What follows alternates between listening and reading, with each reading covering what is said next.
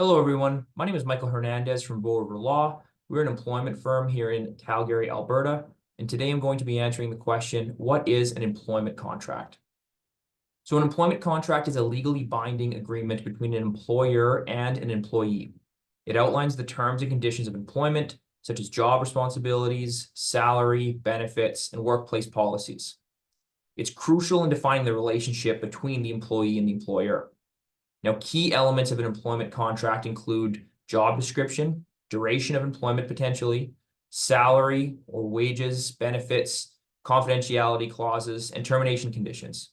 Now, it's essential for these to be clearly stated to avoid future disputes. So oftentimes, the main disputes between employees and employers arise from termination clauses and from things called restrictive covenants. Now, termination clauses set out an employee's rights upon termination or how much compensation they are entitled to in the event of termination. Restrictive covenants are things that employers include to try and restrict an employee from doing something after their employment ends, such as working in the same field as the employer or competing, as well as soliciting clients or previous employees.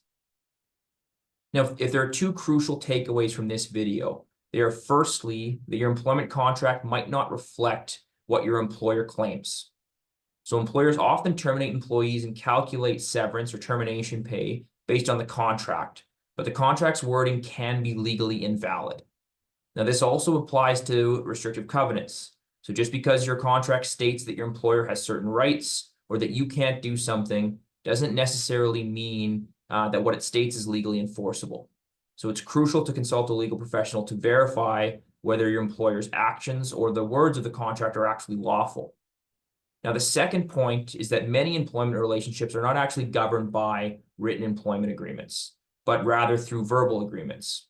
So those who are working without an employment agreement are oftentimes actually entitled to more significant protections because the entirety of the relationship may be governed by the common law. So if you have been terminated, or if you feel like you have been treated in a way that does not align with your employment agreement, such as your employer changing your job description without notice to you or reducing your pay, or if your employer is trying to stop you from working after the employment relationship has ended, it's important to seek out legal advice to ensure that your employer is satisfying the common law and contractual obligations.